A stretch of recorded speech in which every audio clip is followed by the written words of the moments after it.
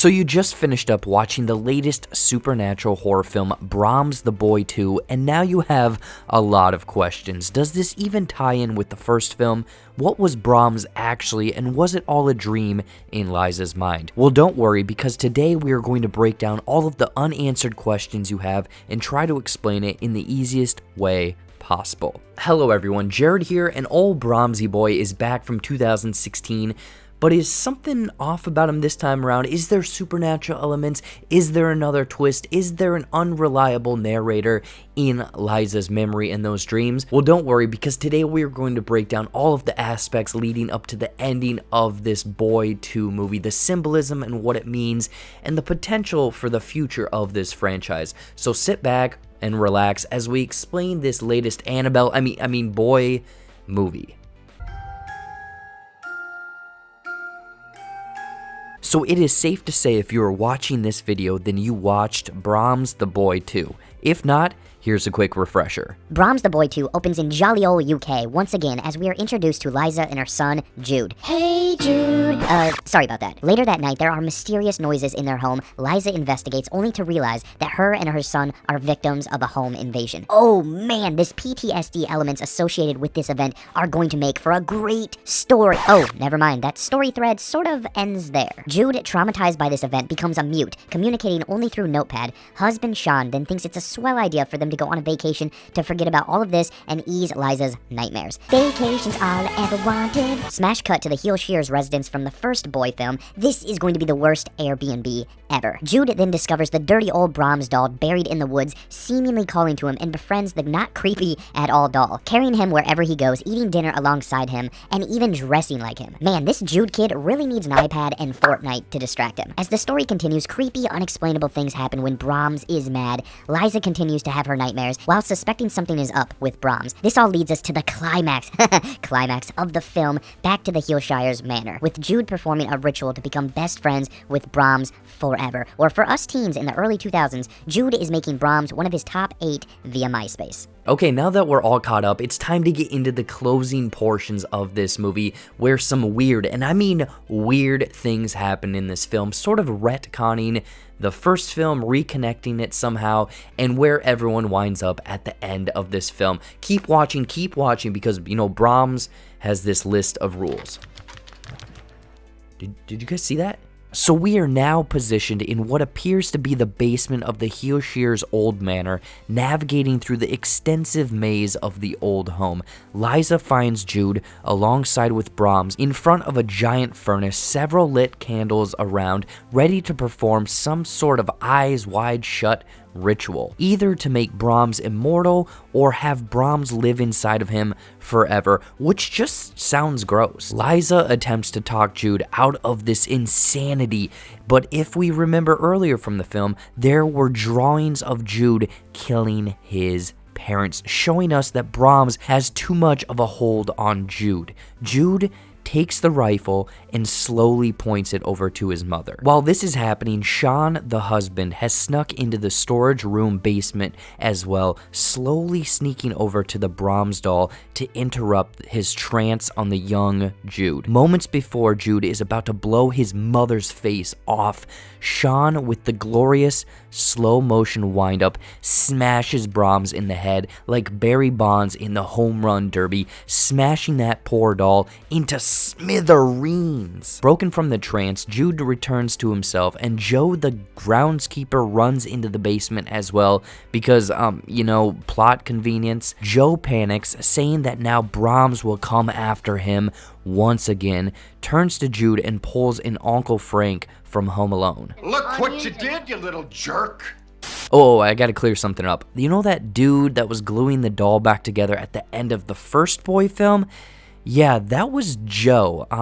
Spoilers, I guess. But as the camera pans to Brahms, this is not the original doll from the first film. There is a fleshy, almost decrepit little dude actually in the doll. What the f*** is this thing? Joe then spits out loads of exposition, saying that no, it was never the evil boy from the first movie that was doing the killing. It had always been the supernatural presence living in the doll. Brahms was the true evil behind it all.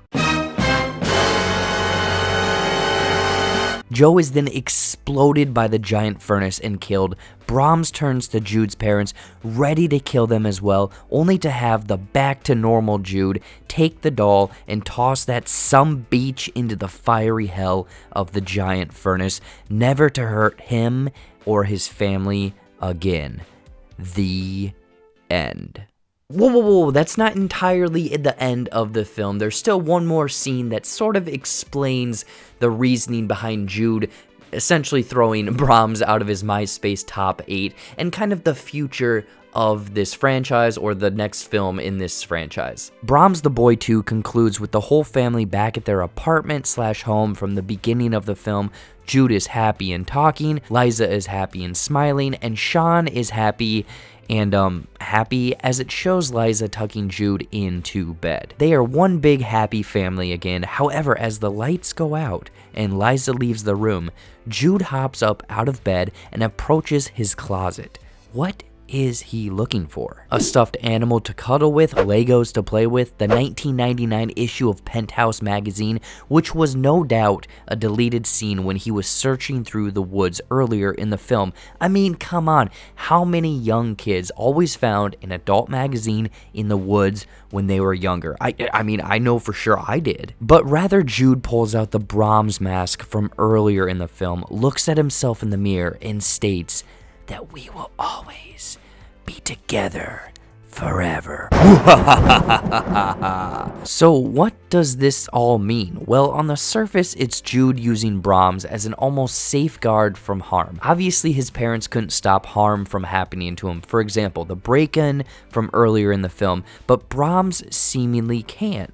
Sure, this is going to have drastic side effects, such as bullying, difficulty getting dates, and more than likely killing his parents as a result. But at least Jude is safe, I guess? So yeah, the ritual from earlier in the film was truly a success, as Brahms was able to leave the grounds of the manor, escape his body, and be with Jude in a different form. Sort of a straightforward ending to the film, with it very much now being open for several sequels or directions. Hell, even if you want to get Brahms and Annabelle from the Conjuring universe to meet up, they could either go the route of Bride of Chucky and have Brahms and Annabelle get together, or go Godzilla King of the Monsters route and have the two supernatural forces duke it out, destroying cities of dollhouses or something like that. However, if we dive a bit further into that ending and the symbolism of the film, there are several theories that we cannot leave left unsaid. For example, the whole film could have been a dream, almost nightmare in Liza's mind. Not much credible evidence for that, but the dreams and nightmares and seeing things, an unreliable narrator angle could have been bent that way for the film. Or another one could have been Liza and Jude actually died from the break-in earlier in the film, and this is a story of their spirits in the afterlife, meaning that Liza's dreams are a reflection of hell. Again, a bit of a stretch. Rather, the ending is a metaphor for Jude. This is a young boy making his way downtown, walking fast, faces past, and he's homebound. I don't know what happened there. Keep rolling, get back into it. But rather, Jude is making his way into manhood. Through puberty, his body is going to be changing.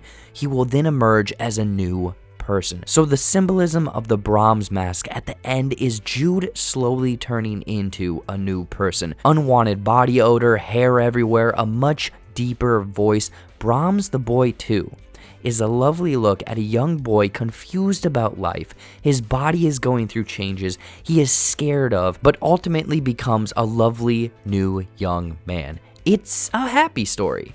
Or it's a messed up young boy possessed by an evil doll that is going to straight up murder his family and then probably live in the walls for another 30 years. I mean, either or. So that is it, a home invasion turned family vacation turned creepy doll turned possession into some sort of a creepy supernatural movie. What did you guys think of the ending of Brahms the Boy 2? Did you kind of lean towards that twist ending where there's a supernatural being leading into a future franchise?